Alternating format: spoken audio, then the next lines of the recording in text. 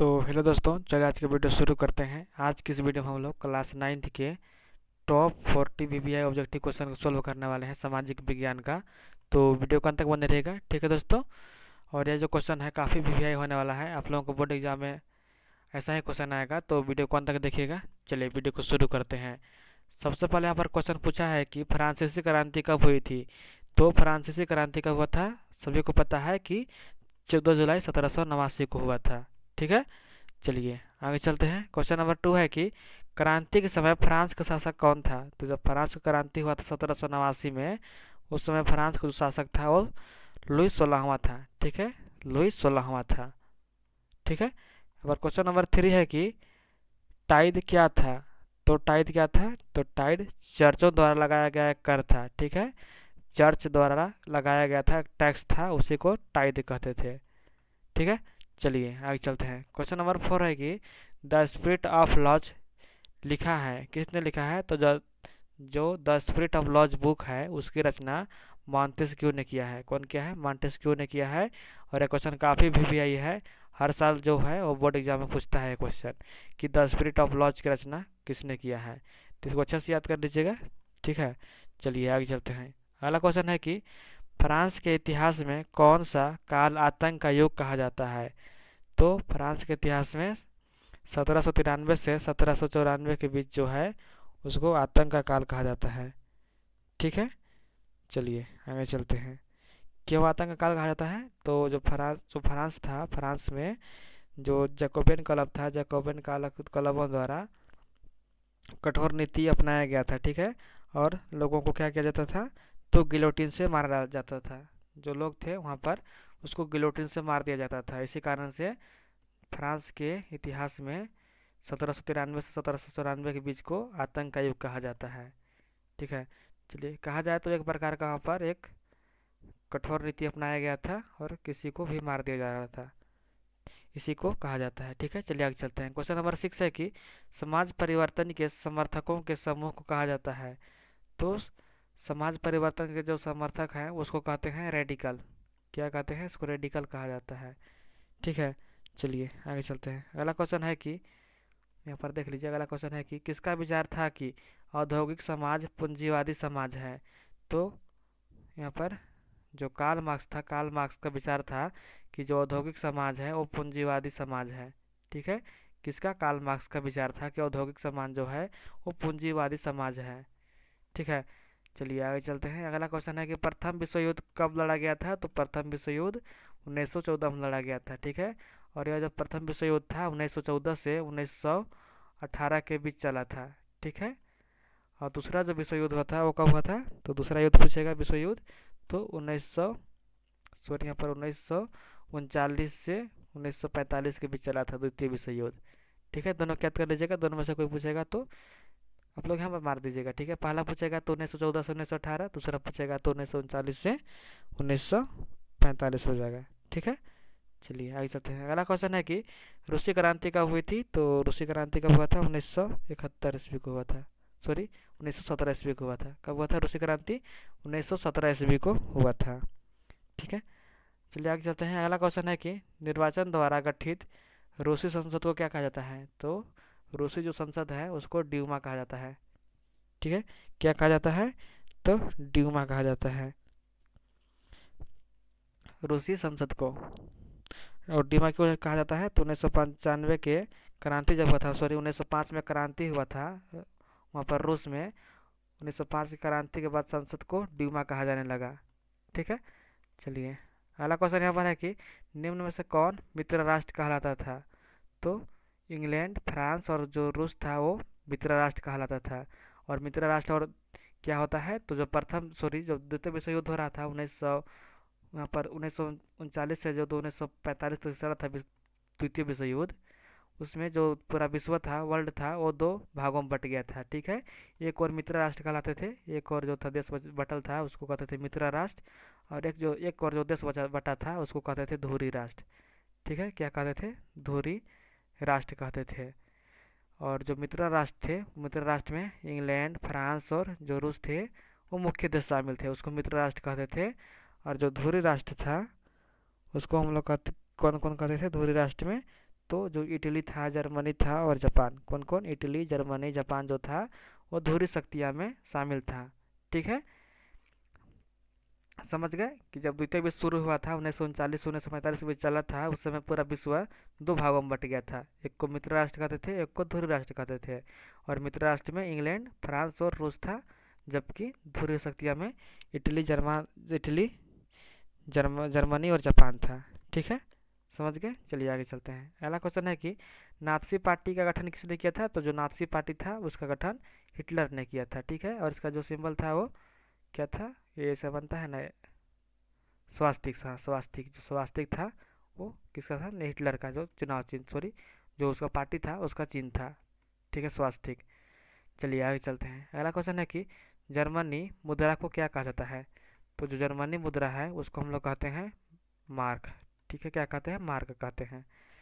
समझ गए। चलिए आगे चलते हैं। अगला क्वेश्चन यहाँ पर है कि जर्मनी में कब विशेषाधिकार अधिनियम यानी कि इनवेलिंग एक्ट को पारित किया गया था? तो जर्मनी में 1933 में जो था वो विशेषाधिकार को पारित किया गया था 1933 में। ठीक है, चलिए आगे चलते हैं। अगला क्वेश्चन यहाँ पर है कि कर्क रेखा किस राज्य से नहीं गुजरती है? तो पूछ रहा है कर्क रेखा किस राज्य से नहीं गुजरती है? तो इसका एक ट्रिक है। ठीक है, ट्रिक क्या है कि कर्क रेखा राज्य जो है, सॉरी, कर्क जो रेखा है वो 8 राज्यों से होकर गुजरता है। ठीक है, कितने राज्य से गुजरता है? 8 राज्यों से गुजरता है। और इसका जो एक ट्रिक है याद करने का, कैसा ट्रिक है? ट्रिक है मित्र पर गमछा, गमछा हो गया, मित्र पर गमछा झाड़ दे। क्या कर दे? मित्र पर गमछा झाड़ दे। ये जो ट्रिक है वो 8 राज्य है जो इसमें कर्क रेखा गुजरता है उसका नाम याद करने का ट्रिक है। ठीक है, मी से क्या हो जाएगा? मिजोरम हो जाएगा, तरह से त्रिपुरा हो जाएगा। ठीक है, त्रिपुरा यहाँ पर है, यानी कि त्रिपुरा तो ऑप्शन में नहीं होगा। ठीक है, प से पश्चिम बंगाल हो जाएगा और र से राजस्थान हो जाएगा। क्या हो जाएगा? प से पश्चिम बंगाल और र से राजस्थान। तो राजस्थान भी यहाँ पर आ गया, कर्क रेखा इसमें भी गुजरता है। और ग से क्या हो गया? गुजरात हो गया। म से मध्य प्रदेश हो गया और छ से छत्तीसगढ़ हो गया। ठीक है, क्या क्या हो गया यहाँ पर? ग से गुजरात, म से मध्य प्रदेश, छ से छत्तीसगढ़ और झ से झारखंड हो गया। ये जो 8 राज्य है, मिजोरम, त्रिपुरा, पश्चिम बंगाल, राजस्थान, गुजरात, मध्य प्रदेश, छत्तीसगढ़, झारखंड, ये जो 8 राज्य है इसमें कर्क रेखा गुजरता है। ठीक है, तो बच कौन गया? तो उड़ीसा बच गया। तो इसका राइट आंसर हो जाएगा उड़ीसा। ठीक है, अब ट्रिक याद कर लीजिएगा। ट्रिक याद कर लेते हैं तो कहीं से भी क्वेश्चन घुमाएगा तब लोग मार सकते हैं। ठीक है, यहाँ पर राज्य याद करने की जरूरत नहीं है, बस ट्रिक याद कर लीजिए। ट्रिक याद कर लीजिएगा तो अपने आप राज्य जो है याद हो जाएगा। ठीक है, चलिए आगे चलते हैं। यहाँ पर अगला क्वेश्चन है कि, यहाँ पर देख लीजिए अगला क्वेश्चन कि भारत का सबसे पूर्वी देशांतर कौन सा है? तो भारत का सबसे पूर्वी देशांतर पूछेगा तो 97 डिग्री 25 मिनट पूर्व जो है वो सबसे पूर्वी देशांतर है। ठीक है, कौन सा? 97 डिग्री 25 मिनट पूर्व जो है वो सबसे पूर्वी देशांतर है। जबकि पूछेगा कि भारत के सबसे पश्चिमी देशांतर कौन है, तो पश्चिमी पूछेगा तो 68 डिग्री 7 मिनट पूर्व है। ठीक है, यहाँ पर ध्यान देना, क्वेश्चन क्वेश्चन क्या पूछ रहा है? यहाँ पर पूर्वी पूछा है, तो पूर्वी पूछा है तो 97 डिग्री 25 मिनट पूर्व से हो जाएगा, पूर्व हो जाएगा। ठीक है, लेकिन यहाँ पर पश्चिम पूछता, पश्चिम देशांतर कौन है, तो 68 डिग्री 7 मिनट पूर्व हो जाता। ठीक है, कौन हो जाएगा? 68 डिग्री 7 पूर्व, जो कहाँ से गुजरता है? गुजरात से गुजरता है, गुजरात में स्थित है। ठीक है, कहाँ पर स्थित है? गुजरात में स्थित है। और जो 97 डिग्री 25 है ये अरुणाचल प्रदेश में स्थित है। पूर्वी देशांतर सबसे है और सबसे पश्चिमी देशांतर है। समझ गए। चलिए आगे चलते हैं। यहाँ पर अगला क्वेश्चन है कि पूर्वी घाट का सर्वोच्च शिखर क्या कौन है? तो पूर्वी घाट का सर्वोच्च शिखर महेंद्रगिरी है। ठीक है, कौन है पूर्वी घाट का सर्वोच्च शिखर? तो महेंद्रगिरी है। और पूछेगा कि पश्चिमी घाट का सर्वोच्च शिखर कौन सा है? तो पश्चिमी घाट का जो सर्वोच्च शिखर है वो अनाईमुडी है। क्या है? अनाईमुडी पश्चिमी घाट का सर्वोच्च शिखर है। ठीक है, और पूर्वी घाट का पूछेगा तो महेंद्रगिरी। और जो कंचनजंगा है, कंचनजंगा वो हिमालय में स्थित है। कंचनजंगा हिमालय में स्थित है और खासी एक प्रकार का जो है वो पर्वत श्रृंखला, पहाड़ी श्रृंखला है। ठीक है, चलिए आगे चलते हैं। अगला क्वेश्चन है कि निम्न में से लवणीय जल वाली झील है? तो सांभर जो है वो लवणीय झील वाला झील है, लवणीय जल वाला झील है। पुलिकट भी है, लेकिन पुलिकट में कम यहाँ पर क्षार पाया जाता है। जो सांभर है, सांभर में अधिक यहाँ पर क्षार पाया जाता है, क्षार, क्षारीय वाला झील। यदि सांभर यहाँ पर नहीं रहता तो पुलिकट मार सकते थे, लेकिन पुलिकट नहीं मारेंगे क्योंकि यहाँ पर सांभर ऑप्शन दिया हुआ है, तो सांभर इसका राइट आंसर हो जाएगा। ठीक है, चलिए आगे चलते हैं। अब अगला क्वेश्चन है कि निम्न में से कौन सी नदी भ्रंश घाटी से होकर बहती है? कौन सी भ्रंश घाटी से कौन सा नदी बहता है? तो नर्मदा और तापी जो है, ये दोनों नदियां भ्रंश घाटी से होकर बहता है। ठीक है, लेकिन यहाँ पर ऑप्शन नहीं दिया है, ऑप्शन सी और डी। तो यहाँ पर मिस प्रिंट हो गया है, यहाँ पर दोनों देना चाहिए था, ऑप्शन सी नर्मदा नदी और ऑप्शन जो डी है तापी नदी। ये दोनों जो नदियां हैं वो भ्रंश घाटी से होकर गुजरती है। ठीक है, नर्मदा और तापी, इसको याद कर लीजिएगा। चलिए आगे चलते हैं। यहाँ पर अगला क्वेश्चन है कि निम्न में से भारत का अक्षांशीय विस्तार कितना है? तो भारत का अक्षांशीय विस्तार 8 डिग्री 4 नॉर्थ से 37 डिग्री 6 नॉर्थ हो जाएगा अक्षांशीय विस्तार। ठीक है, चलिए आगे चलते हैं। यहाँ पर अगला क्वेश्चन है कि यहाँ पर देख लीजिए, क्वेश्चन नंबर 21 है कि भारत का क्षेत्रफल विश्व के कुल भौगोलिक क्षेत्रफल का कितना प्रतिशत है? तो भारत जो है वो 2.4%, यानी कि कहने का मतलब क्या हो जाएगा, 3.28 मिलियन वर्ग किलोमीटर भारत का क्षेत्रफल है, जिसको परसेंट में कन्वर्ट कीजिएगा तो मात्र 2.4% आता है। कितना आता है? 2.4%। ठीक है, परसेंट में पूछेगा तो 2.4%, और ऐसे पूछेगा तो 3.28 मिलियन वर्ग किलोमीटर, 3.28 वर्ग किलोमीटर हो जाएगा। ठीक है, भारत का वो क्षेत्रफल है, भौगोलिक क्षेत्रफल की दृष्टि, मतलब उसका भौगोलिक क्षेत्रफल में इतना परसेंट जो है वो भारत का हिस्सा है। ठीक है, चलिए आगे चलते हैं। क्वेश्चन नंबर 22 है कि निम्न में से किस नहर के खुलने से भारत और यूरोप के बीच की दूरी कम हो गई? तो जो सवेज नहर है, सवेज नहर खुलने से भारत और जो यूरोप है उसकी जो दूरी है वो काफ़ी कम हो गया। ठीक है, जिसके कारण भारत और यूरोप में आसानी से जलमार्ग द्वारा व्यापार हो सकता है। ठीक है, चलिए आगे चलते हैं। अगला क्वेश्चन यहाँ पर है कि क्वेश्चन नंबर 23, भारत के मानक याम्योत्तर निम्न में से किस स्थान से होकर गुजरती है? तो जो भारत की मानक याम्योत्तर है, जिसको 82 डिग्री यहाँ पर 82 डिग्री 30 मिनट भी कहते हैं, वो भारत के कहाँ पर से? तो मिर्ज़ापुर से गुजरती है। कहाँ से? तो मिर्ज़ापुर से होकर गुजरती है। कहाँ से गुजरती है? मिर्ज़ापुर से गुजरती है। ठीक है, पर मेरा माउस अच्छा से नहीं लिख पा रहा हूँ मैं, तो आप लोग अच्छे से कॉपी पर कहीं पर लिख लीजिएगा। और जो भारत के मानक याम्योत्तर है उसको 82 डिग्री 30 मिनट पूर्वी भी कहते हैं, देशांतर। ठीक है, और यह कहाँ से गुजरता है? तो मिर्ज़ापुर से होकर गुजरता है, मिर्ज़ापुर उत्तर प्रदेश। चलिए आगे चलते हैं। अगला क्वेश्चन यहाँ पर है कि पाक जल डमरू मध्य भारत और किसके बीच स्थित है? तो भारत और श्रीलंका के बीच स्थित है। ठीक है, किसके बीच? भारत और श्रीलंका के बीच। और जो पाक जल डमरू मध्य है वो भारत के कौन से राज्य में? तो भारत के तमिलनाडु राज्यों से लेकर श्रीलंका के बीच स्थित है। ठीक है, चलिए आगे चलते हैं। अगला क्वेश्चन यहाँ पर है कि डेमोक्रेसी यूनानी शब्द खालिस्तान से बना है, यानी कि जो डेमोक्रेसी शब्द है, डेमोक्रेसी वो यूनान के किस शब्द से बना हुआ है? तो डेमोक्रेशन से बना हुआ है। ठीक है, डेमोक्रेशन से बना है, जिसका अर्थ होता है जनता का शासन, यानी कि जनता अपने मन से ही किसी भी प्रतिनिधि को चुन सकता है जो चुनाव में खड़ा हुआ है। ठीक है, यहाँ पर अगला क्वेश्चन है कि 1930 ईस्वी में कौन सा देश स्वतंत्र हुआ था? तो 1930 ईस्वी में जो मैक्सिको देश है वो 1930 में स्वतंत्र, यानी कि इंडिपेंडेंस हुआ था, इंडिपेंडेंट हुआ था, आज़ाद हुआ था। ठीक है, यहाँ पर अगला क्वेश्चन है कि विश्व इतिहास में दर्ज सबसे बुरा अकाल किस देश में पड़ा था? तो यह जो अकाल पड़ा था वो चीन में पड़ा था। ठीक है, चीन में एक अकाल आया था जो विश्व के इतिहास में सबसे बुरा अकाल पड़ा था चीन में। और यह कब आया था? 1900 यहाँ पर 1958 से 1962 के बीच यह अकाल आया था।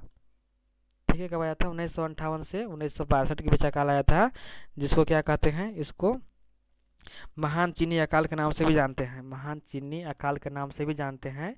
और यह जो अकाल आया था 1958 से 1962 के बीच में रहा था। ठीक है, इसमें चीन के कई लाखों लोग यहाँ पर भूखमरी के कारण मर गए थे। यह बहुत भयानक अकाल आया था जो विश्व के इतिहास में दर्ज है। ठीक है, चीन में आया था। यहाँ पर अगला क्वेश्चन है कि चीनी संसद का नाम है? तो चीनी संसद का क्या नाम है? राष्ट्रीय जन सम्मेलन। क्या नाम है? राष्ट्रीय जन सम्मेलन।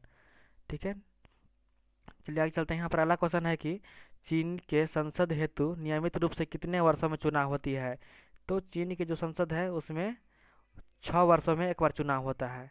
ठीक है, सॉरी 6 वर्ष नहीं होगा, यहाँ पर 5 वर्ष हो जाएगा, पर मैं गलती बता दे रहा हूँ कि चीन के संसद में 5 वर्ष में चुनाव होता है। ये यहाँ पर गलती मारा हुआ है, यहाँ पर जो 5 वर्ष हो जाएगा, 5 वर्ष में एक बार चुनाव होता है चीन में।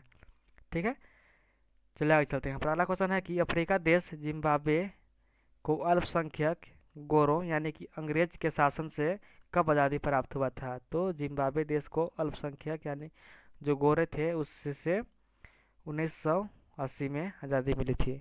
ठीक है, कब मिला था? 1980 में आज़ादी मिला था।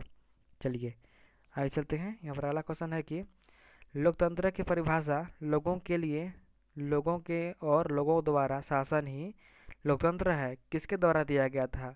तो जो परिभाषा है, डेफिनेशन है, वो अमेरिका के राष्ट्रपति अब्राहम लिंकन के द्वारा दिया गया था। क्या कहा गया था कि जनता जो लोकतंत्र है जनता के, जनता द्वारा जनता के लिए शासन है, अब्राहम लिंकन के द्वारा दिया गया था। ठीक है, यहाँ पर अगला क्वेश्चन है कि मैक्सिको में कितने वर्षों के बाद राष्ट्रपति का चुनाव होता है? तो मैक्सिको में 6 वर्षों के बाद चुनाव होता है। ठीक है, मैक्सिको में 6 वर्ष होता है और चीन में 5 वर्ष बाद राष्ट्रपति का चुनाव होता है। ठीक है, मैक्सिको में 6 वर्ष में चुनाव होता है राष्ट्रपति का। समझ गए?